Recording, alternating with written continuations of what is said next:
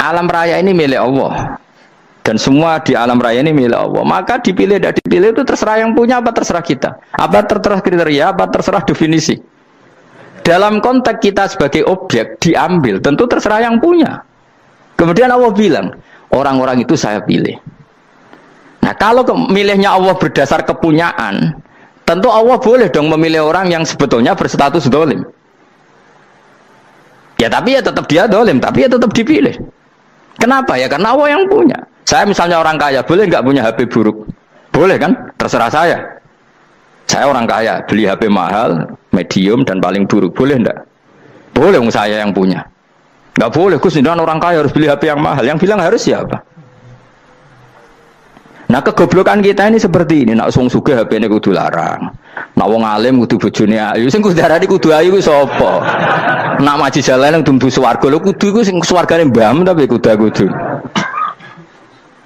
Nah, kita ini sering berpikir ngatur Tuhan. Komunitas Muslim terus Islam Indonesia kudu dadi sampling Islam seluruh apa? Dunia. Ya ora usah sombong ngono ya. Kowe tapi ya butuh sepuro kan.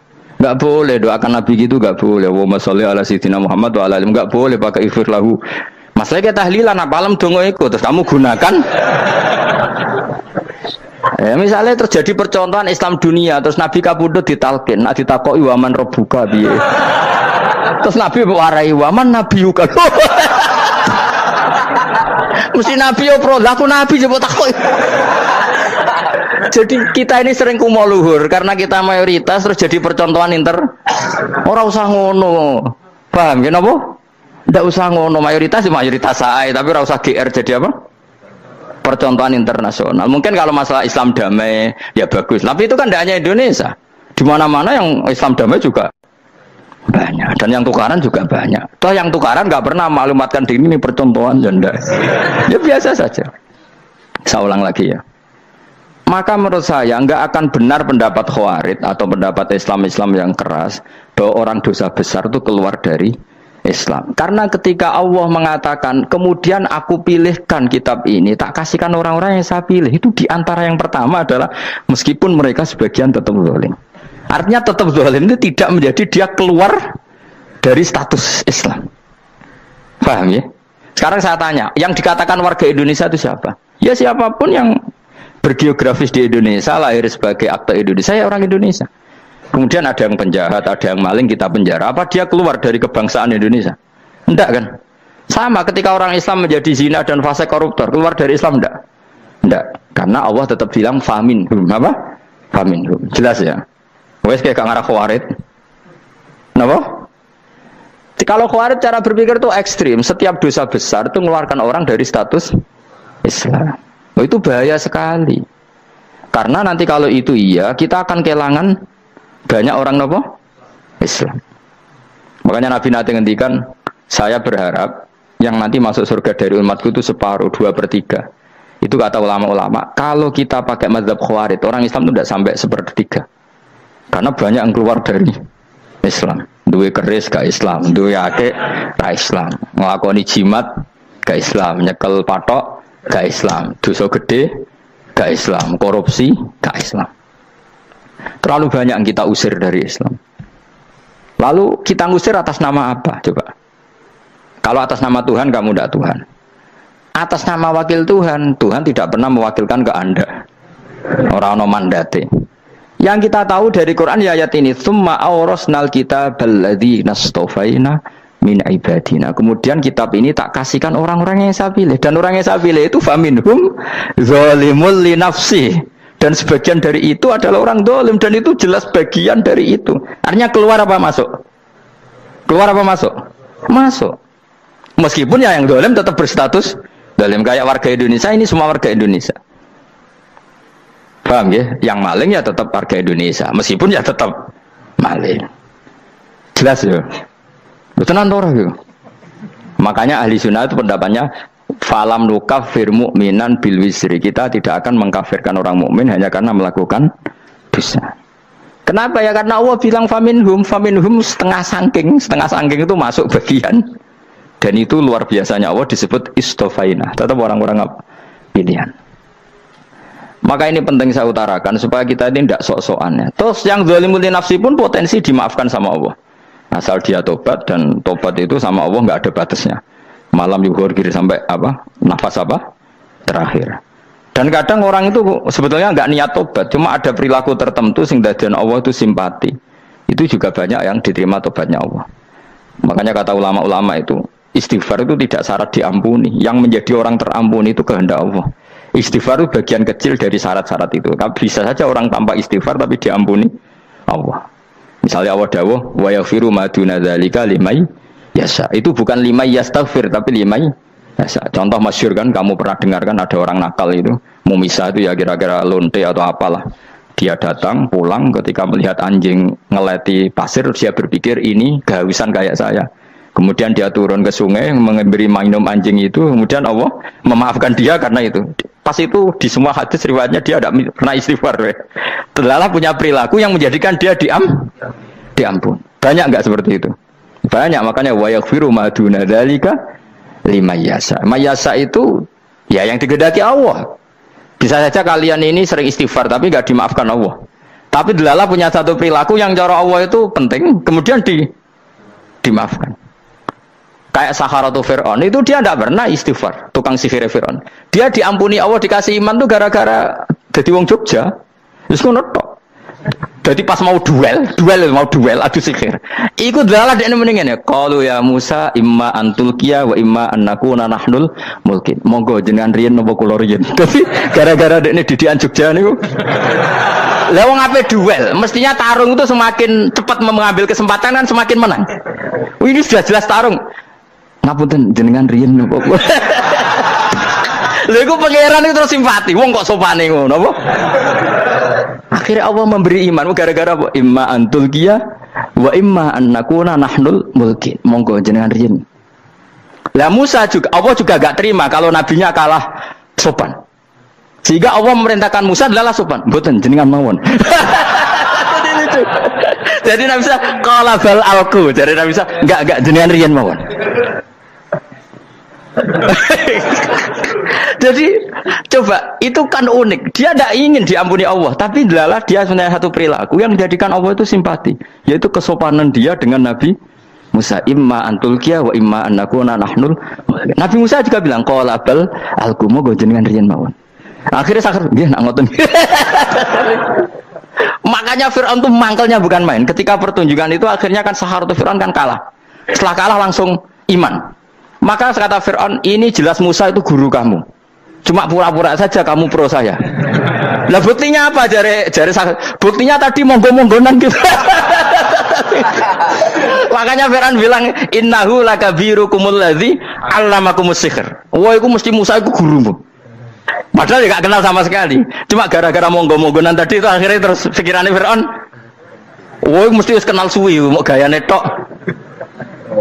Mergo gara-gara monggo jenengan riyen. Mboten monggo jenengan mohon. Jadi makanya sampean jangan putus asa. Makanya keliru sekali kalau kita bilang diampuni Allah nunggu istighfar. Enggak. Tentu istighfar penting, kita sepakat. Istighfar itu penting, kita sepakat. Tapi itu tidak satu cara-caranya Allah untuk orang bisa diampuni. Nabi misalnya ngendikan ana wa kafilul yatim ka hatani fil jannah. Coba. Orang sering istighfar sama kafilul yatim, kira-kira surganya cepat mana? Cepat kafirul yatim meskipun gak istighfar, boleh istighfar terus tapi medit era karuan. Tak jamin pun rokok alamatnya medit jelas nih rokok aku roh. Jelas. Al bakhilu qaribun minan nar, jelas alamatnya deket-deket situ lah, paham ya? Wes jelas as-sakhi qaribun minallah, qaribun minan nas, baitun minan nar. Nah al bakhil baitun minallah, baitun minal jannah, qaribun minan nar. Jadi yang medit itu ya deket-deket situ alamatnya sudah jelas deket-deket dengan neraka. Ana wa kafirul yatim kahataini fil. Berapa? Apa semua yang dimaafkan Allah Nabi nyebut syaratnya istighfar. Kebaikan fil bahr. Orang alim itu otomatis dimintakan maaf oleh langit dan bumi sampai iwak ning laut. Mulane jendur aku sebab jangan istighfar. Aku sing istighfar iki akeh sembrono. Langit bumi no. Mulane kula nu jarang istighfar bukan karena saya sombong, memanfaatkan istighfar mereka no. Dan saya yakin itu lebih mandi timbang istighfar saya. Koman fi samawati nglebokno Jibril, Mikail, orang-orang keren apa makhluk-makhluk apa keren. Saya baru cari hadis yang wa innal muta'allim sing ijek belajar tapi belum ketemu. Nanti kalau ketemu tak kasih tahu apa? Karena hadisnya yang saya baca masih wa innal alim apa? Orang alim jadi agak ketat. Nah, nanti kalau sudah ketemu wa innal muta'allima. Nanti dicari. Tapi pasti palsu kalau ada itu. Karena semua tagnya itu apa? Alim. Atau ya kamu alim dibanding yang di bawahnya ya, semoga itu masuk apa? Jadi dibanding orang Papua kan harus alim. Saya ulang lagi ya, ini penting sekali. Jadi latihlah jangan punya gerakan takfiri orang lain dianggap kafir, orang lain dianggap kafir, karena Allah tidak pernah mengusir hambanya. Meskipun apapun salah najiyah, kata Allah tetap faminhum. Apa? Faminhum. Hum itu rujuknya ke yang depan. Jadi termasuk orang-orang yang saya pilih adalah faminhum zalimul li nafsi. Tetap dia di arena itu. Nisbatnya Islam ya tetap di area Islam itu. Meskipun yang ya kayak warga Indonesia coba. Warga Indonesia itu siapa? Yang terlahir di Indonesia dan ber-KTP berkartu keluarga Indonesia sudah. Nanti tentu yang bajingan tetap bajingan, yang koruptor tetap koruptor. Tapi menjadi warga Indonesia terus keluar dari warga Indonesia. Tetap warga Indonesia. Kira-kira seperti itulah analoginya. Tetap istofaina, tapi tetap berstatus faminhum zalim. Tapi rujuknya kan tetap faminhum ikut setengah sangking alladzina tofaina. Mulane ngaji sing tenanan. Kowe ora usah anut khawarit. Khawarit itu apa? Ngamukan.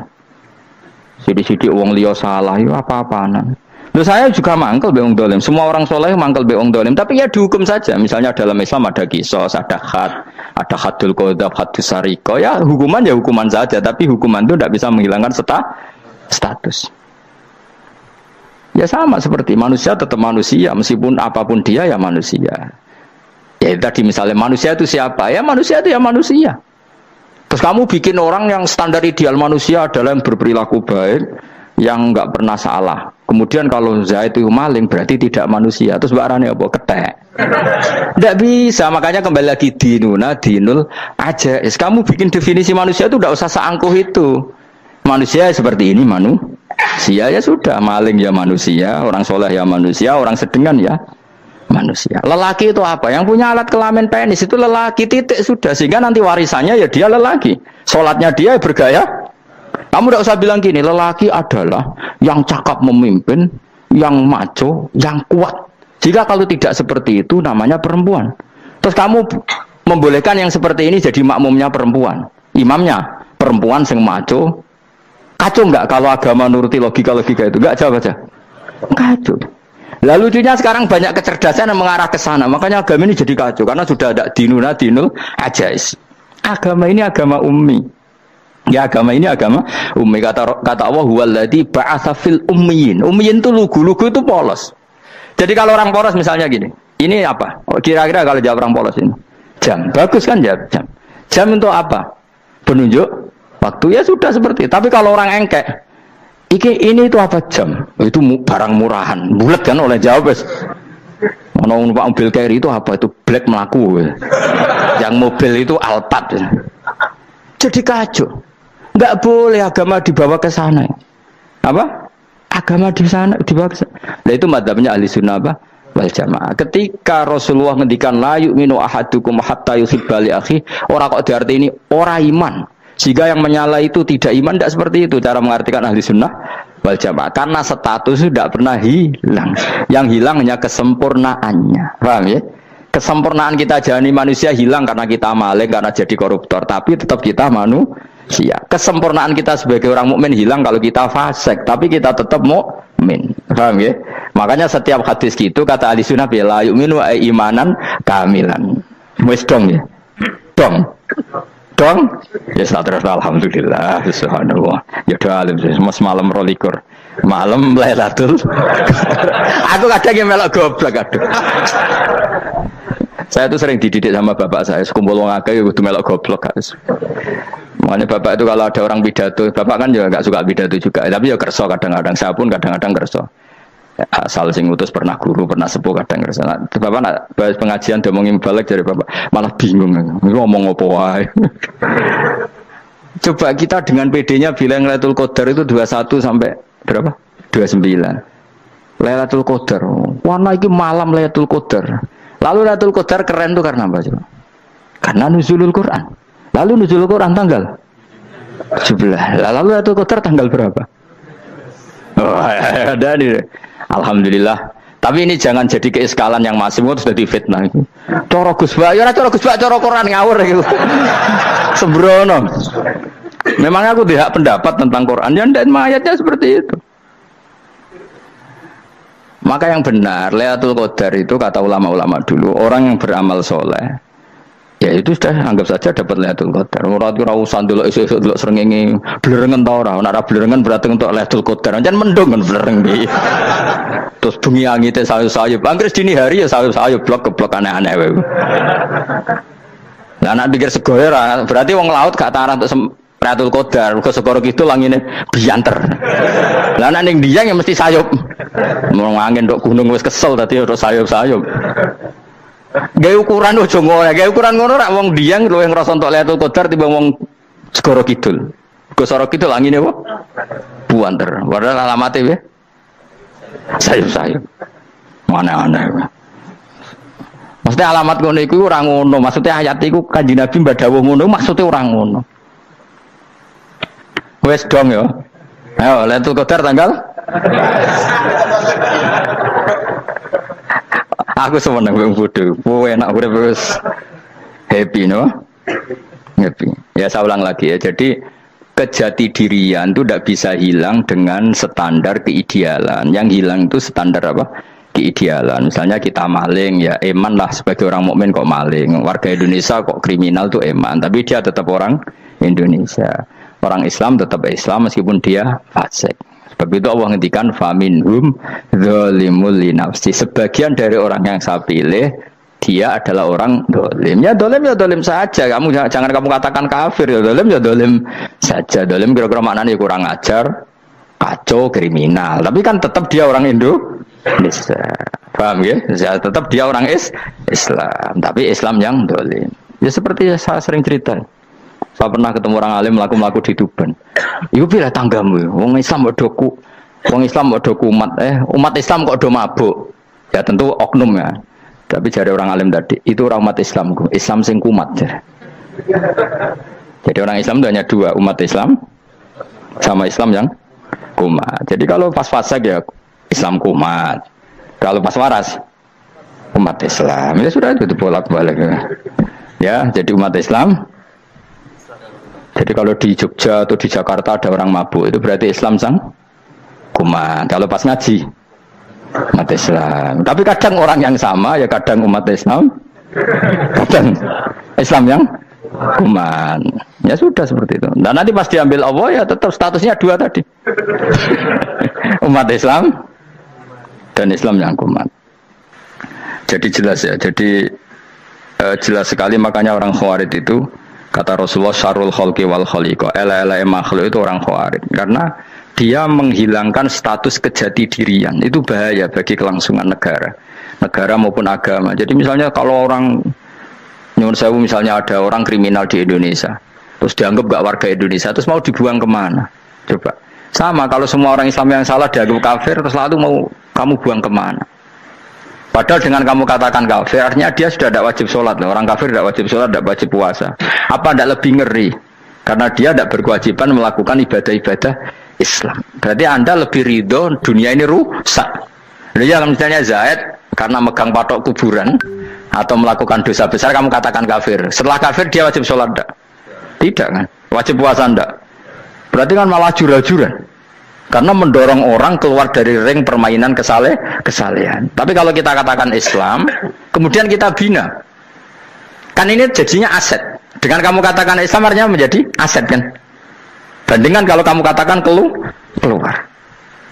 Paham ya? Makanya Nabi ngendikan ala-ala umatku itu apa? Khawarij. Karena ini bahaya. Bahaya. Negara juga gitu. Andai kan kita berpikir ekstrim, yang melanggar negara tidak warga Indonesia. Yang demo tidak warga Indonesia. Sing beda pendapat dengan pemerintah enggak warga Indonesia, negara ini habis. Kehilangan 50% warga Indonesia. Ya biasa saja, yang salah ya salah, tapi tetap warga Indonesia. Kalau secara aturan hukum harus dihukum ya dihukum. Asal objektif, asal adil. Kayak misalnya santri saya, yang santrinya Gus Bak itu siapa? Ya pokoknya sengaji. Kamu nggak usah pakai definisi ideal, sing ngaji, sing paham, sing ora ngantuk, sing pinter. Yo ngiyai dul kok. Mana. Jadi nek sing bener piye? Sing santri Gus piye? Ya sing ngaji. Lah sing piye ya pokoke anggere sing teko ngowah-ngowah ya wis melok mlebu. Ora paham yo ngaji, paham yo ngaji. Wong didelok kolange itu pokoke anggere sing teko ngono. Malaikat ora niteni sitok-sitok itu paham ta ora. Oh malaikat itu ono sing drengki disalahno pangeran kita jamin. Tapi bukan malaikat elit sing didrengki ora malaikat elit, malaikat awam napa? Masyhur itu kan. Innalillahi ta'ala malaikatan sayakhina fil ardi yabtaghuna khilaqal dzikr. Terus Allah punya sekian malaikat yang tukang mencari-cari tempat dzikir. Khilaqul dzikri itu tempat-tempat halal haram, tempat-tempat ngaji. Kalau orang toreko ya tempat wiridan oleh mana nih. Tapi kalau orang fikih mana nih tempat diajarkannya halal dan haram. Terus setelah ketemu orang ngaji terus kata para malaikat sing apian, halumu ila buhyatikum. Ini tempat kamu, ini orang ngaji. Kemudian ada malaikat yang agak hasud, tapi entah gimana hasudnya. Pokoknya bilang gini, itu ada orang yang datang ke situ tidak niat ngaji, nyari temannya. Kebetulan temannya itu ngaji. Maka ya Allah itu jangan masukkan kategori yang ngaji, karena dia nyari situ nyari temannya. Kebetulan temannya itu ngaji. Tapi apa kata Allah? Hum alqaumu la yasqa bihim jalisuhum. Wes ngono lah, asal melok gabung tak sepuro kata Allah. Hum alqaumu la yasqa bihim jalisuhum. Mereka adalah kaum asal ikut duduk saja, ikut nimbrung duduk saja dengan niat yang macam-macam, tetap tak ampuni kata Allah. Tidak penting kan niat ngaji ku hiburan, alternatif dibang lengo masum pengadepi bojo. Wes gak penting kabeh. Soale anggere melok nimbrung sah. Enak loh? Nah, ya alhamdulillah. Sauni-unimu. Jadi agama itu pokoknya jangan kulino merubah kesestatusan. Makanya itu ibaratnya ahli sunnah nabo wal jamaah. Setiap ada hadis la iman liman la ahdalah. Tidak ada iman bagi orang yang nggak nepati janji. Semua ahli sunnah nafsiri gimana? Tidak ada iman sempurna. Tapi dia tetap mukmin. Cuma tidak sempurna. Tidak dihilangkan status mukminnya. Masa orang Indonesia kalau maling nggak orang Indonesia? Lo kamu buat kemana dia? Ya tetap dia orang Indonesia. Meskipun tidak ideal sebagai warga Indonesia, tapi tetap orang Indonesia. Jelas ya. Jadi summa awrasnal kitabal ladzina istofaina min ibadina. Terus orang yang istofaina itu berstatus faminhum zalimul linafsi. Tapi tetap istofaina, tetap orang-orang apa? Pilihan. Karena kita alhamdulillah apapun fase kita dipilih Allah menjadi orang Islam. Alhamdulillah alladzi hadana li hadza ma kunna linahtadiya laula an hadana Allah. Dan kita alhamdulillah dengan segala kekurangan kita tetap dipilih Allah menjadi muslim. Ora terima muslim pembawa jalalan, enggak keren ta Mas. Jasa napa? Jasa. Muslim pecinta Lailatul Qadar. Meskipun salah tanggal. Ayo gumun wae wong. Gak tau mikir ono to kan? Iya, soalnya aku lah ya yakin itu Qadar tanggal 21. Karena suara mayoritas suara Tuhan. Kula ya malah goblok kan. Kula nek malam 21 ya wiridanku tak tambah. Meskipun aku ya rada eskal tapi Gusti niku suarane tiyang kathah nderek mawon. Oh, inna anzalnahu fi lailatul qadar. Quran itu tak turunkan pada malam. Jadi normalnya Lailatul Qadar itu berbarengan dengan malam. Tapi wis rasa mbok imani biasa wae, mari fitnah ngare wah. Nah biasa. Yang jelas Lailatul Qadar itu bisa kapan saja. Nah ulama dulu bilang ya bisa kapan saja. Cuma kata ulama-ulama bisa saja diturunkan di tanggal itu. Ya bisa itu karena memang nuzulul Quran itu kan tidak semuanya di tanggal 17 sebetulnya. Jadi di mana-mana itu ada simbol-simbol yang dipakai. Istilahnya tanggal 17 itu simbol. Memang kebetulan ada yang tanggal 17. Tapi kita tahu kan yang turun di Haji Wada juga banyak. Coba Haji Wada tanggal berapa? 9 Arafah. Bulan apa? Dzulhijjah. Dan banyak ayat turun Isra Mi'raj misalnya. Ayat Isra Mi'raj turun bulan apa? Rejab kan? Ibu yang ngaji dora khatam kecangkeman. Jadi Quran itu tidak hanya turun di Ramadan. Ya biasa saja, makanya kayak saya itu kan biasa ngaji Quran ya setiap saat anggap Lailatul Qadar. Cuma kita ya ikut umumnya orang Lailatul Qadar itu tanggal 21, 23. Aku lah senang malaikat yang bagian panitia itu ben jelas fokus di tanggal itu. Tapi kamu jangan pernah berpikir menafikan hari-hari lain bagi ulama tertentu, bagi wali-wali tertentu. Mereka ngalami Lailatul Qadar kulalailah. Banyak wali yang bilang, saya ngalami Lailatul Qadar kulalailah. Maksudnya, karena kulalailah zaman Nabi itu pernah dituruni Quran. Dan semua itu artinya Lailatul Qadar. Tapi tentu ada simbol. Kayak kemerdekaan Indonesia itu dimulai tanggal berapa? 17 Agustus. Sebetulnya ya enggak. Ketika Jepang kalah itu ya sudah merdeka. Dan daerah tertentu sudah lama dulu merdeka kayak Aceh. Karena dia tidak merasakan dijajah Belanda. Daerah tertentu ada setelah diproklamasikan tetap berjibaku dengan penjajah. Banyak enggak ketika diumumkan kemerdekaan masih yang berjibaku ngelawan penjajah? Banyak. Tapi kita butuh simbol. Jadilah kita ngambil 17 Agustus. Ngono kok ra iso. Jadi tanggal itu ada tanggal hakiki, tanggal simbol. Meskipun yang hakiki ya simbol, simbol ya hakiki. Dong ya? Alhamdulillah. Ayo kok pinter aku yo. Maksudnya ben kulino mikir, ben urip itu gak glonyar-glonyor ora jelas. Wah, kalau semoga goblokku barokah menang itu. Karena saya itu kenapa kok tahu goblok barokah itu gini ya. Satu supaya saya tidak takabur ya. Saya akan kecelok wong alim berat takabur. Dua aja wong goblok ya ono pinter ya, Mas. Kaya wong iku lho, kaya wong naik apa jenenge? Naik jambian lho, 17 Agustus apa? Apa? Targane apa? Panjat Pinang. Itu kan nilainya hanya berapa yang di atas kira? Kalau di sini berapa nilainya? Ini kalau diberikan diuangkan. 1 juta ada. 1 juta. Bagi penonton tuh kan gini, cek goblok ya demi duit 1 juta grebotan kayak gitu kan gini. Wong barang angel kok dilakoni, goblok banget kan gitu jari sing ra melok. Tapi ya delok seneng. Tapi kon melok ra gelem, lah duit 1 juta ya tak rewangi gitu. Orang goblok ya gitu. Dadi wong alim ku angel.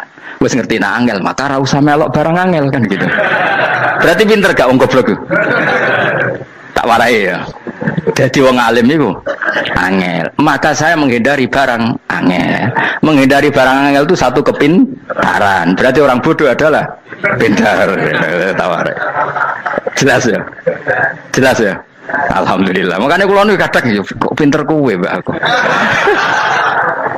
Karena kamu tahu ngalim iku angel. Menghindari barang sukar itu pintar. Berarti wong bodoh itu pintar.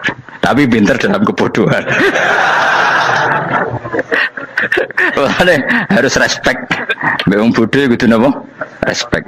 Dia tahu ngapal Quran angel, ngapal hadis angel, maca jalalan angel. Suatu yang angel harus dihindari. Menghindari barang angel adalah kepintaran. Wes ngono ae. Dadi kadang-kadang lagi Gus Bab aku pinter aku. Kok iso? Dia tahu barang sulit kok dikejar. Itu kan satu kebodohan. Wes uni-unimu ngono dadi.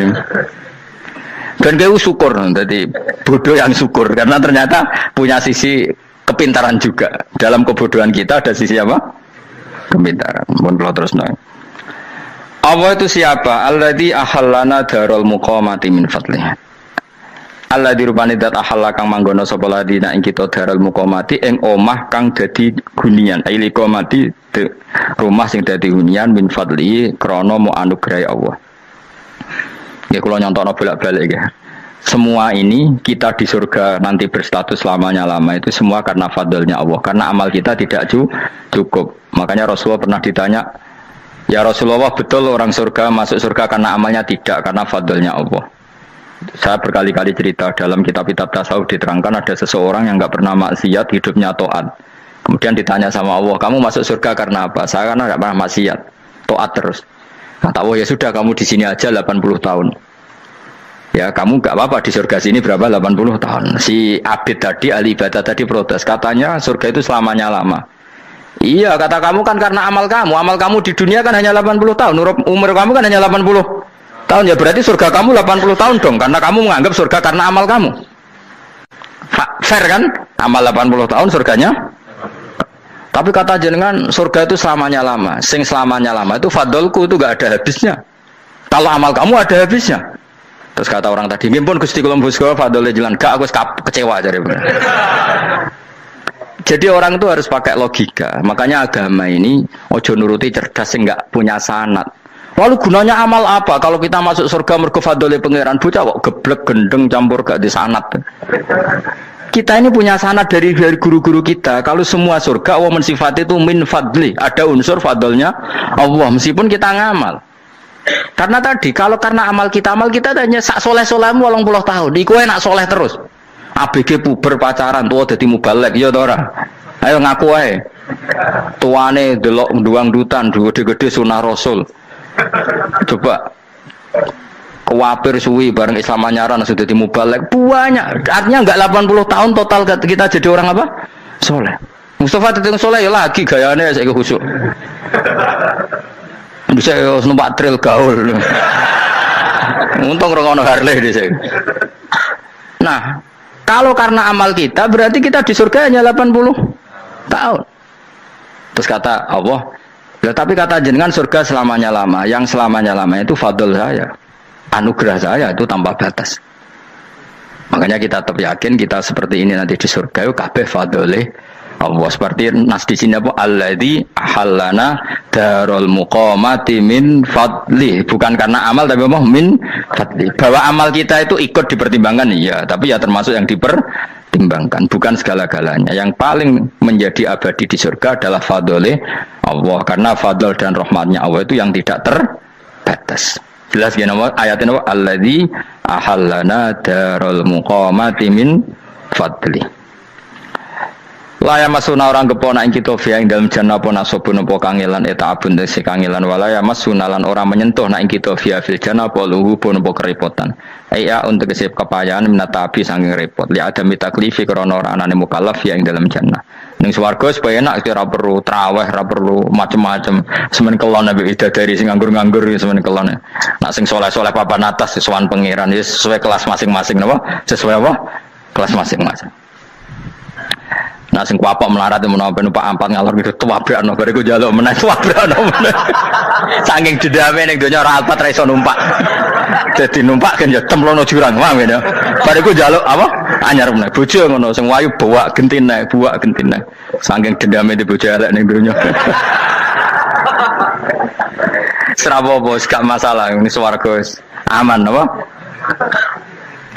Wa dzikrusani uta nyebut sing kedua atabi'i kang anut lil awali maring sing awal li tasri karo nyeplosno binafsi lan nafekno lugu.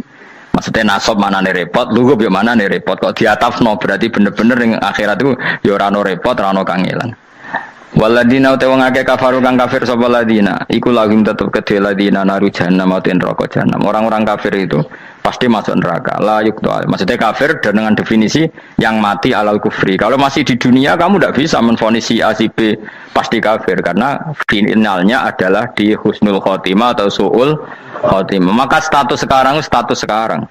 Kita dikatakan mukmin ya sekarang, yang sedang kafir ya sedang kafir. Bisa saja yang sedang fasik nanti mati soleh, yang sedang soleh nanti mati fasik. Makanya kita nggak berhenti doa apa ya muqallibal qulub tsabbit qalbi ala dinik, karena kita tidak pernah tahu. Makanya status kafir ya wa matu wa hum kuffar. Sebagian ayat apa wa matu wa hum kuffar, status yang permanen adalah dalam keadaan mati, dia dalam keadaan kafir. Tapi kalau masih di dunia gini nggak jelas. Makanya saya suwun ya, kalau kita harus toleransi sebagai warga Indonesia, kalau kamu orang alim, toleransi atas nama agama, karena yang sedang kafir pun tidak jaminan selalu kafir. Jadi kita tidak perlu musuhan, karena memang semuanya tidak mesti. Ya itu kalau atas nama nopo agama. Kalau atas nama negara ya memang kita berkawan atas nama sama-sama bangsa nopo Indonesia. Kalau atas nama agama ya memang nggak mesti juga. Bisa saja mereka husnul khotimah, kita tidak pernah tahu. Makanya Allah terbilang wa qulu linnasi apa husna, dengan siapapun yang baik. Lah soal nak diperangi kita perang ra kudu wong kafir. Lah ape dibaca wong Islam ya males. Lagi meneng ae disembelih. Wah.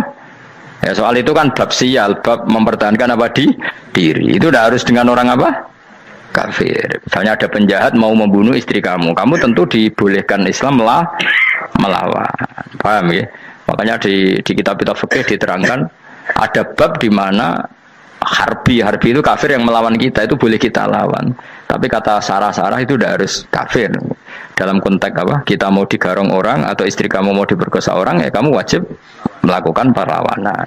Jadi tidak adifa anil dzali apa adifa anil nafsi. Makanya Nabi mengatakan mangkutila duna mali bahwa syahid. Jadi itu kan disiplin fikih. Makanya ngaji ya. Makanya tatus soleh juga gitu. Orang soleh yang sedang soleh nggak boleh kumo luhur, bisa saja suul khotimah. Kita punya cerita banyak. Misalnya Khalid bin Walid, Wahsy itu kayak apa Nabi bencinya sama Wahsy karena pembunuh Sayyid Hamzah. Tapi dia mati husnul khotimah. Sa'labah yang punya gelar merpatinya masjid karena selalu itikaf malah suul khotimah. Kita tidak pernah tahu. Dan tidak pernah tahu itu bagus. Karena menjadi mawas diri, menjadi tawadhu. Tawadhu itu ekspresinya macam-macam. Boleh ada ya ulama yang ini cerita aja ya. Ada ulama yang mau dicucuk. Alasannya didik santri atau masyarakat biar hormat sama orang alim itu ya benar. Ada ulama yang nggak kerso dicucuk. Alasannya saya sendiri untuk melawan ujub saya, keangkuhan saya, kesombongan saya. Ini namanya ijtihad. Boleh bebas orang boleh. Kenapa? Abdullah bin Mas'ud itu nggak senang punya santri derekno dia. Karena kata beliau dilatan ditabe wa fitnatan lil mabuk. Yang derekno itu hina, dia khawatir kumo luhur apa? Kiai kalau kelamaan di derekno itu kan kumo luhur.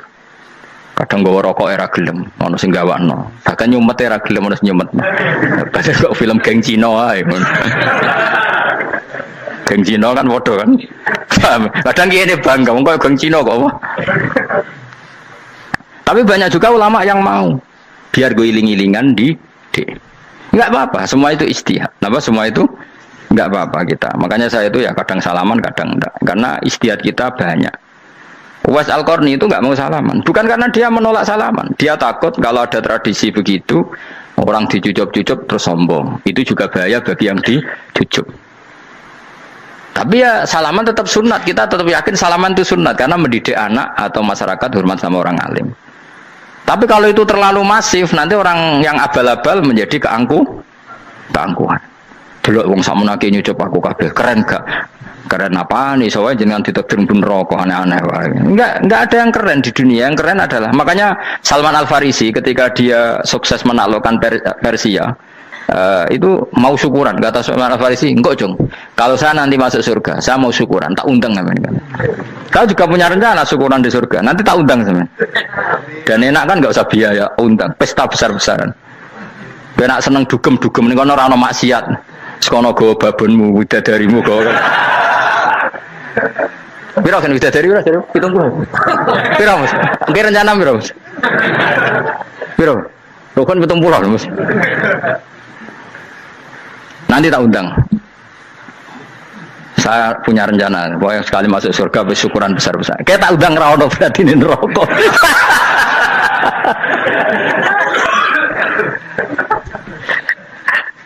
Tapi nak ngundang aku rawon beda kelas sembrono. Data aku rawon ning kelas wargamu rawon. Kata Salman Al-Farisi gini, kamu tidak usah muji saya kan dia dipanggil ya Karim, kamu orang terhormat. Kata Salman Al-Farisi, indakhaltul jannah fa ana karim wa indakhaltun nar fa ana laim. Jadi saking sopannya ashabu Rasulillah itu ada yang dipanggil ya Karim aja tidak mau. Tunggu dong ya, panggilan itu sematkan saya nanti ketika saya masuk surga. Kalau saya masuk surga fa ana karim, saya berstatus orang mulia. Tapi nanti kalau saya masuk neraka fa ana laim, saya orang yang terhina. Jadi dulu ashabu Rasulillah seperti itu. Terus ada ulama yang melawan nafsunya macam-macam. Misalnya saya milih jarang ada sowanan, saya dapati senang banyak santri sowan. Tapi bukan karena benci enggak. Karena saya takut sebagai orang yang sangat terhormat. Saya ngaji di mana-mana suka yang enggak usah pakai kursi, guling-gilingan kalau saya dan kamu setara. Saya sebenarnya bisa aja minta kursi tinggi koyok ketua MK. Banyak kan ngaji nih serapati ngalim dari gue kursi ning dhuwur, santri ning ngisor guayane kok wong pinter-pinter. Jebule kitabe maknanan ben ra konangan. Sing rasa apa wong modus. Ya tapi tidak suudzon ya, tapi ya ono tenan, paham. Tapi kalau saya cara berpikir sederhana, kita kan sama-sama umatur Rasulullah, ya sudahlah hadin sawa. Loh nanti kan kamu sanggup maca kitab ya gentenan ra masalah. Kadang dia moco aku ngrungokno, kadang aku moco enggak apa-apa. Nah ono sing wani.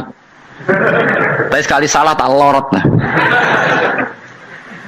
Jadi dulu sahabat itu biasa. Ada yang cara ekspresi tawadhu kayak Uwais Al-Qarni enggak mau salaman karena takut dicucuk. Ada yang suka salaman karena mendidik. Banyak cara mereka melawan nafsunya sendiri apa? Melawan apa? Nafsunya. Istri saya itu dari keluarga pondok Jawa Timur. Itu dulu eskal sama saya, janggal karena anak saya kalau mau jajan tuh saya tidur pun dibangunkan. Papa bangun, saya minta uang. Itu ya sampai sekarang begitu. Istri saya itu eskal, janggal, karena janggal kan ada Jawa Timur sopan sekali sama orang tua. Tanya saya, karena dia keluarga orang terpelajar, tanya kenapa itu dibiarkan. Saya jawab saya, ya kalau tidak minta saya nanti minta mbak-mbak atau kangkang. Orang yang paling harus ngel-ngelo anak itu orang tuanya. Sehingga yang paling harus diganggu anaknya ya orang tuanya. Sampai sekarang anak saya berani minta mandi saya, gendong saya. Kalau orang tuanya aja gak siap ngel-ngel, lalu apa kata dunia? Kan aneh. Nah, itu ajarannya bapak. Saya dulu bapak Sugeng itu biasa jagoan sama bapak. Ya biasa misalnya saya lupa kalau pengen mangan ya, cung tuku. Zaman itu pakai motor, pakai sepeda motor biasa sama bapak ke pandangan. Saya sampai sekarang sama anak-anak saya akrab. Karena pikirannya orang tua saya dulu ajarannya yang paling berat ngel-ngelo anak ya orang tua. Ini kan gak fair. Kita sebagai orang tuanya digugah gak terima, kon ngedusi gak terima, kon nyawi gak terima, orang lain disentak suruh nyawi. Dan orang lain itu pembantu hanya karena kamu gaji. Kamu gaji seberapa? Hubungan anak dengan pembantu itu kan karena uang. Kamu ingin berbasis hubungan hanya karena itu goblok sekali. Hanya istri saya nerima. Jadi ini bukan berarti saya bikin konsep gitu ya. Ini cerita saja. Banyak guru-guru kita termasuk orang tua saya kalau ngajarkan gitu. Tapi ya tentu ada orang yang ngajarkan anak oleh gugah wong tuane pas turu. Ya kalau pas turu ada alternatif ibunya nggak apa-apa. Kalau nggak ada, ibunya juga nggak ada. Terus alternatifnya orang lain kan buruk sekali. Kalau alternatifnya orang apa? Lain. Tapi orang tua kita kadang kesuwen oleh didik adab berlebihan sampai anti ilmu. Ya itu tadi didik adab tapi anti. Ojo gugah wong tuamu, wong turu digugah. Akhirnya nyon sewu minta tonggo, pernah bulik bude yang kadang nyon sewu mereka sendiri susah kan, nggak punya uang kan terjadi kacau. Demi adab tapi menghilangkan ilmu. Tidak boleh. Nomor satu itu ilmu baru adab. Coba orang paling berat ngel-ngelo anak harusnya siapa coba? Orang tua. Jadi mestinya pas kita turut juga ya santai wae. Ini sudah tepat. Nah kecuali ngelama, artinya ngelama itu sudah jajan minta lagi lah itu kan ada ukurannya. Tentu ada apa? Ukurannya. Tapi kalau fi awali marroh jajan hari pertama di hari itu memang jajan pertama kan nggak dolim. Kecuali minta yang ketiga keempat lah itu baru mungkin salah. Akhirnya istri saya nerima konsep ala saya ya sekarang ya menerima. Sampai sekarang saya biasa misalnya habis ngajar dari Sarang atau ngajar dari Kudus baru datang anak saya rewel minta jalan-jalan ya saya turutin. Karena menurut saya yang paling harus kangelan demi anak adalah orang tuanya, bukan orang lain. Padahal saya punya santri loh. Kalau mau keren-kerenan saya punya semuanya. Tapi itu kan nggak hukumnya Allah. Keren itu kan hukumnya manusia. Dia santri terus dia ini berhak ngongkon. Ini kan hukumnya manusia. Hukumnya Allah ya gak ada. Hukumnya Allah ya wong tua, be anak-anak be wong tua. Hukum liane gaweane manusia. Yang penting ku anfusakum wa ahlikum. Nah, ora ono santri kaum barang ora ono. Gaya-gayanane mubalek ini umat saya terus dihitungi. Ku apa-apaanan. Enggak ada dalam Quran. Yang ada ya ku anfusakum wa ahlikum. Nah, jadi yang penting hubungan orang tua anak. Nah, baru orang lain itu wa ila adin akhahum huda. Ya itu yang kedua ketiga. Tapi ilmu ini sudah banyak yang hilang. Makanya banyak mubalek ngamuk anak. Bocah rasopan, aku nang jopo ning tinti wong wedi aku. Anakku dhewe rasopan. Lah bapak dhewe rasopan ya. Karena mendahulukan orang lain ngalahkan anak. Tapi ketika anak rasopan dekne gremeng apa? Memangnya dia sopan cara hukumnya Allah dan Rasul. Ketika mendahulukan orang lain itu dalam status hukum Allah dan Rasul dia sudah tidak sopan. Ada dosen ngajar mahasiswanya dengan segala artikulasi terbaik, kemampuan bareng rangno anaknya sampai rasa-rasen. Ya gitulah baca sendiri di buku. Ya gitu. Karena di kampus dapat gaji, nampi anaknya rantuk gaji. Banyak orang mulang marpe wong akeh iso tenanan, mulang anaknya ra tenanan. Mergo nak mulang wong akeh diapresiasi, nak mulang anaknya kadang tinggal dolanan kadang. Itu tidak benar, tidak seperti itu Islam mengajarkan. Islam mengajarkan nomor satu ku anfusakum wa ahlikum, jaga diri kamu dan keluarga kamu. Makanya Rasulullah itu ngajari sholat Hasan Husain diajarin sendiri cucunya, diajak ke masjid diajarin. Meskipun jadi hanya sebagai seorang anak, numpaki Nabi ya dibiarkan, tapi diajari kebaikan diajarin sendiri. Sampai Said Hasan umur 8 tahun sudah menjadi rawi hadis karena memang diajari sendiri oleh siapa Rasulullah. Kayak apa? Kalau sekarang enggak, kiai cilik anak di pasrano candalem terus enggak mau tahu. Juga si dia itu pasrano pembantu. Barang anak akhlaknya kalau bantu ngamuk. Memangnya yang bikin itu siapa? Yang memulai siapa?